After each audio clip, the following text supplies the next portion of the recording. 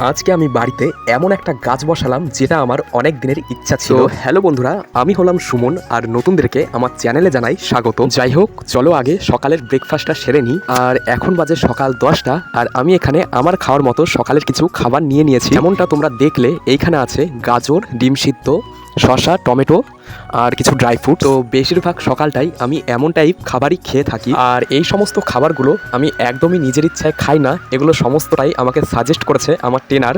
তো সেই অনুযায়ী খাওয়া। আর কি বলতো, দিনের 3 বেলা ভাত রুটি খাওয়ার থেকে আমি মনে করি সকাল টাইমটায় একটু এমন হালকা খাবার খাওয়াটা ভালো। আর এতে তোমাদের মতামত কি, বা তোমরা কেমন রুটিন মেনে চলো আমাকে কমেন্টে জানিও। তো চলো, খাওয়া নিয়ে অনেক কথা হয়ে গেল, এবার গিয়ে গাছটা বসাই। আর এটা কি গাছ হতে পারে আশা করি তোমাদের উল্লেখ করে বলতে লাগবে না, কারণ তোমরা কম বেশি সবাই এই গাছটা চেনো। আর এখনকার যুগে তো মোটামুটি এই গাছটা সবাই চেনে। আর তাও যদি তোমরা কেউ কেউ এই গাছটা না চিনে থাকো, তো চলো নামটা বলেই দিই। তো এই গাছটার নাম হচ্ছে কারি পাতার গাছ। এইবার তোমরা সবাই চিনেছো তো। আর এই গাছটা না এখনকার সময় প্রচুর কাজে লাগে। মানে গাছ না, গাছের পাতাগুলো যেমন ধরো কোলেস্টেরল নিয়ন্ত্রণে রাখে, ওজন কমায়, ডায়াবেটিস কমায়, এমনকি আরো অনেক ইত্যাদি প্রচুর গুণ আছে এই পাতার মধ্যে, এইগুলোর এত গুণ বলে শেষ করা যাবে না। আর তোমাদের আমার মতো যাদের যাদের বাড়িতে এখনো কারি পাতার গাছ নেই, তারা অবশ্যই একটি গাছ লাগাতে পারো। আর এই গাছটার দামটাও না অতটা বেশি না, আমার থেকে এই গাছটার দাম নিয়েছিল মাত্র 40 টাকা। এবার পার্সোনালি আমাকে যদি জিজ্ঞেস করো যে আমি কিভাবে খাই এর পাতাগুলো, তো সাধারণত